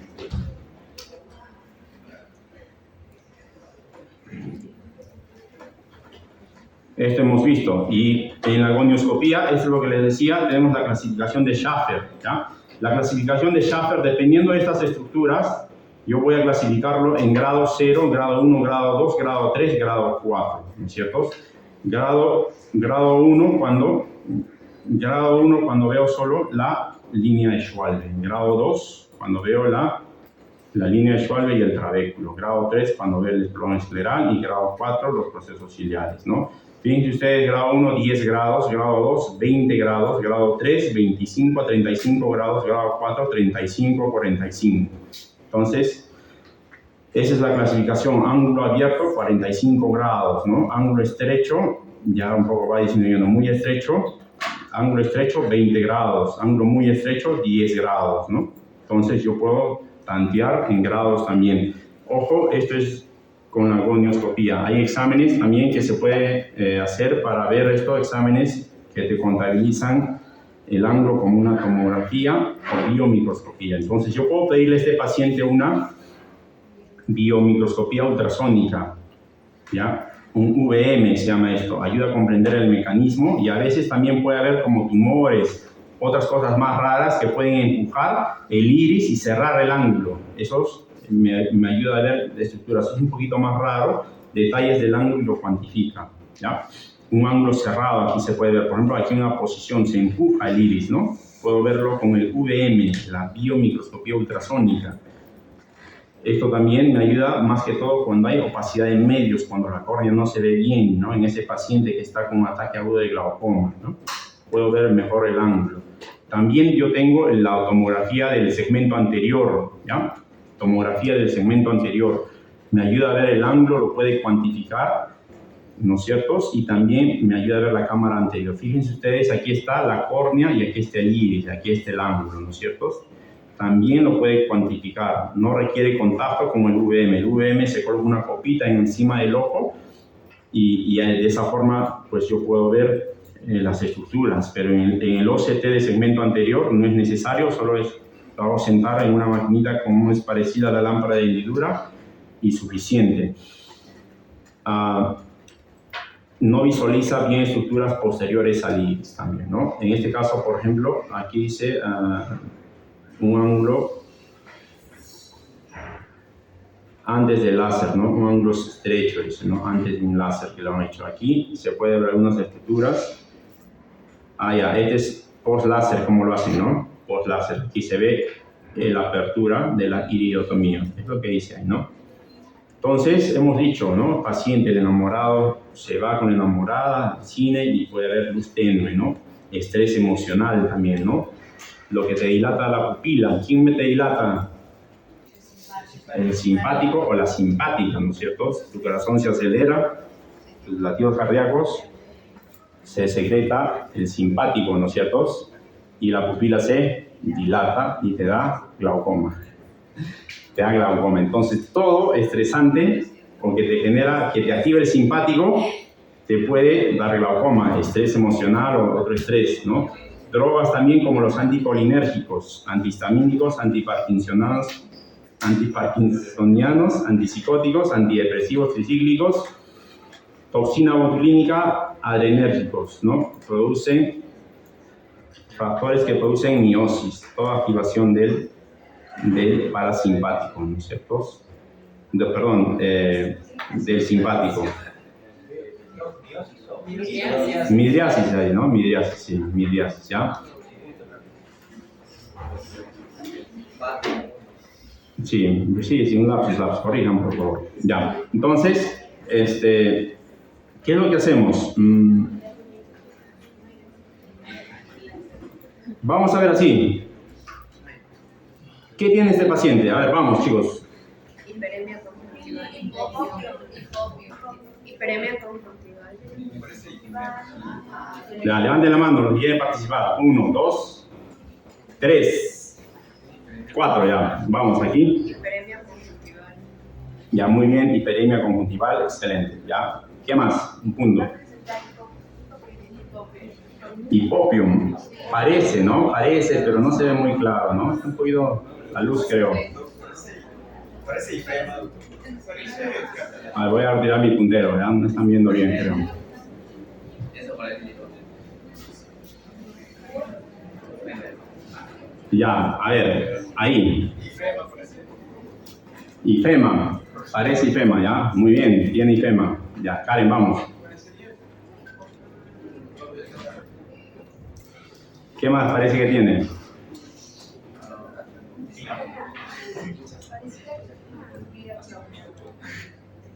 Ya te hacía el diagnóstico, ya.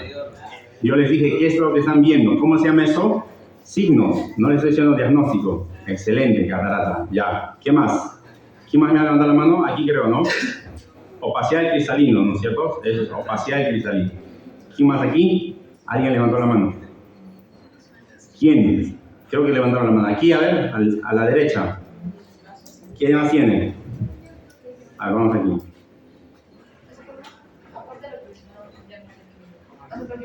Yo les estoy hablando. ¿Cómo viene el paciente con glaucoma? ¿Se va al cine? ¿Qué les dije? Midriasis, excelente. Midriasis media reactiva. Eso es típico en el paciente con glaucoma. Ya este paciente, entonces, enamorado, ¿no es cierto? Va, al ver la película, el ojito se le hace rojo. Hiperemia conjuntival, más notorio en la parte ciliar. En la parte ciliar, ¿no es cierto? Es una hiperemia conjuntival. La córnea se dematiza, el paciente baja la visión, córnea opaca. Este paciente también tiene su catarata, ¿no? Tiene catarata también, pero bueno, es algo más. Y aquí también tiene sangrado, que no se ve bien, ¿no es cierto? Pero eso también puede pasar, ¿no? Pero lo que quiero que recuerden, típico, un paciente baja la visión, la córnea se opaca, el ojo se hace rojo, ¿no es cierto? Y hay un edema corneal, ¿ya? Edema corneal. ¿Qué más? Bueno, síntomas, dolor ocular y severo, ¿ya? Al paciente le duele el ojo, ¿no es cierto? Ese es el típico caso de un ataque agudo de glaucoma. Allá, la pupila, excelente su compañera, ¿no? La pupila está dilatada y estos pacientes, ¿por qué hacen glaucoma agudo? Les dije, por bloqueo. ¿Y por qué se bloquea? Porque la pupila, ¿no es cierto? Hay un bloqueo pupilar, ¿no? Y ahí se queda el ojito. Ese es el típico signo de midriasis media reactiva. No es una midriasis total, es media nada más, y no reacciona ese ojito. Midriasis media reactiva. Si ustedes en un examen ven esa palabrita, ven toda una pregunta, ¿no es cierto? Es típico de preguntas, ¿ya? Solo ven midriasis media reactiva, de frente eso es glaucoma, ataque agudo de glaucoma, la respuesta, ¿ya? Doctor, en el ataque agudo de glaucoma siempre va a ser media, no total. Sí, sí es. Midriasis media reactiva. No hay absolutos en medicina, ¿no? Pero ese es, digamos, el grosso, el grueso, lo característico, ¿ya? Adelante, no me olviden. A ver, vamos, apellidos, los que han participado. Vamos, chicos, vamos. Marcillo, ¿no? Marcillo.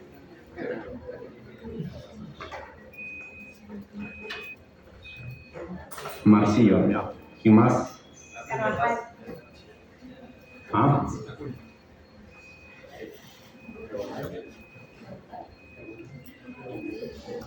Ya, ¿alguien más?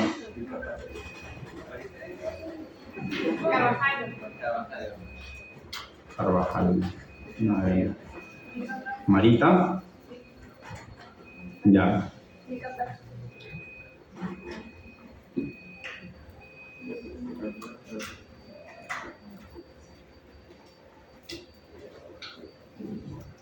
Ya, ¿alguien más? Nadie más, ¿no? Muy bien, chicos. Entonces, Ese es el grueso de un paciente con ataque agudo de glaucoma, ¿ya? ¿Qué hay que hacer en ese paciente? Iridotomía periférica, ¿ya? Muy bien, iridotomía periférica. Antes, vamos a ver, no siempre se presenta así, ese es el grueso, ¿no es cierto? En medicina no hay absolutos. Entonces el paciente viene con síntomas, va a tener dolor severo, hiperemia ciliar, congestión ojo rojo, ¿no? Congestión conjuntival periférica, visión borrosa, no va a ver bien, puede ver halos por el edema de la córnea, puede tener por el dolor náuseas, vómitos, es la clínica, ¿no? Pero hay cuadros que son subagudos, no se presentan así como es el agudo, ¿no? O sea, hay un más leve, no es tan reconocible, leves molestias, ¿no es cierto? Leves molestias en la noche, leves molestias cuando hay baja luz. Crónico, cuando ya no hay molestias, típicamente asintomático hasta que hay pérdida de campo visual. O sea, también puede haber en el glaucoma, no todos los ángulos cerrados hacen agudo, ese es el grueso, pero también puede haber subagudo crónico o un mecanismo combinado, ¿no? En alguna de esas que hace su bloqueo. Por eso, chicos, a los pacientes, ¿cuánto les dije que era la prevalencia? 1 en 1000. Perdón. 0.01. Pero de cerrado es que una mil está bien cerrado. 1 en 1000, ¿no? 1 en 1000. Entonces, chicos, por ahí, o tal vez, ¿no es cierto? Puede ser de paciente, dependiendo de la, puede tener algún familiar. Por eso es que contraindicamos gotas, no pueden dilatar a cualquier paciente, justamente por esto. Porque yo al dilatar, ¿qué estoy colocando? Midriáticos, ¿no es cierto? Como la tropicamida, feniletrina, ¿ya? La pupila dilata y genero el bloqueo. Entonces yo puedo generar también, iatrogénicamente, un ataque agudo de glaucoma. Por eso toda indicación de fondo de ojo dilatado, tienen que hacerle su ángulo primero, verlo, o mandarle al oftalmólogo. Si ya lo han hecho, ¿alguna vez lo han dilatado? Sí, si ustedes quieren ver el serum, se compran su oftalmoscopio, el directo, pueden ver fondo de ojo, normal. Y yo les recomiendo, cómprense un oftalmoscopio directo, es así, un lo más, y pueden ver el fondo de ojo, ver algunas patologías, ¿ya? Y de paso van practicando. Pero antes, si quieren colocar gotas dilatadoras, siempre pregunten, ¿ya la han dilatado alguna vez? Si hubo alguna molestia, no. Entonces procedan. Si no, con la pupila normal nomás, ¿no? Entonces, no se coloca gotas dilatadoras a todo paciente hasta que se vea qué ángulo es, ¿ya? Porque si no, lo puedo dejar un ciego más. Y es lo que no queremos, ¿no es cierto? ¿Ya? Muy bien. Sí. Ya, a ver. No, aquí he preguntado de precio, pero... ¿Cuánto cuesta uno? Ah, bueno, hay de todo precio, pues, ¿no? Puede estar entre un $200, $100, $50 por Temu.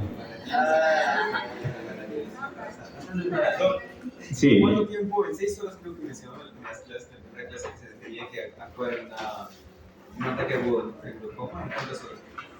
Ah, ya, esa es emergencia. Lo ideal es, justo vamos a ver ahorita eso, ¿ya? Lo ideal es actuar en el primer día, ¿no? O al momento. Porque mientras más pasa el tiempo, el nervio con presiones de 60, 40, 50, se están muriendo las neuronas. Muere. Y pues ese paciente puede quedar ciego ya, ¿no? Puede quedar ciego. Lo ideal es una emergencia oftalmológica, ¿ya? Ataque agudo de glaucoma. ¿Cómo lo tratamos? Ya hemos diagnosticado. ¿Qué tiene ese paciente? Ataque agudo de glaucoma, ¿no? Miriasis media reactiva, ya está. Ataque agudo de glaucoma. Muy bien, entonces, ¿cómo lo tratamos? Podemos darle el tratamiento de elección, es hacerle un agujero al iris. ¿Cómo se llama eso? Iridotomía periférica. Clásicamente, ¿ya? Ahora, pero antes de eso, si la córnea está opaca, ¿no es cierto? No se ve muy bien. ¿Cómo voy a ver el iris, no? ¿Dónde voy a apuntar el láser? Entonces, por eso primero le puedo dar un tratamiento médico. Lo puedo bajar la presión bruscamente y aquí, a diferencia del abierto, en el cerrado puedo darle manitol. Manitol es un diurético osmótico, ¿no es cierto? Baja la presión, diuresis, baja la presión en todo lado y en el ojo también. Hasta el vitrio, ¿no es cierto? Jale el agua ahí del vitrio y baja la presión. Puedo darle manitol y el mismo gotas, todas las gotas que hemos mencionado ahí, ¿no? Puedo darle timolol, puedo darle un análogo de la prostaglandina, puedo darle un inhibidor de la anhidrasa carbónica como la torsolamida, brinzolamida, o vía sistémica también puedo darle acetazolamida, ¿ya? Lo ideal es bajarle la presión, hacer que la córnea esté un poquito más clara y ahí mismo, si no, hacerle su iridotomía. Entonces, el objetivo es reducir la presión intraocular. En casos leves puedo dar tratamiento tópico nada más. En casos difíciles se puede dar manitol al 20%, 1.5 a 2 gramos por kilogramo por kilo de peso intravenoso puedo darlo. En 30 minutos lo puedo pasar. Obviamente esto tiene que ser un personal capacitado, ¿no? Una enfermera que sepa pues, colocar guía, ¿no? O ustedes. Glicerina también se puede usar. Glicerina, ¿no? Se lo hace tomar con café y glicerina, con eso también puede deshidratar el vítreo, ¿no? En esa dosis de 1.5 gramos por kilogramo cada 8 horas. O lo hago sus tomas, ahí viene la consulta, le colocamos manitol, glicerina, si no hay acceso, manitol de preferencia. Segundo, glicerina o acetazolamida, ¿no? Son vías sistémicas. Y bueno, con esto baja un poco la presión y le hacemos iridotomía, ¿no? Para abrir el ángulo también, obviamente, para romper esta midriasis, puedo usar aquí la pilocarpina, ¿no? Pilocarpina 1 a 2%. O puedo colocar mi lupa, hacer una indentación corneal central y se abre el ángulo temporalmente, ¿ya? Bueno, solo mencionar que los inhibidores de la anhidrasa carbónica pueden exacerbar el edema corneal, ¿no? Entonces, tratar de evitar también por ahí los inhibidores de la anhidrasa carbónica. De preferencia, timolol, puedo darle manitol, acetazolamida,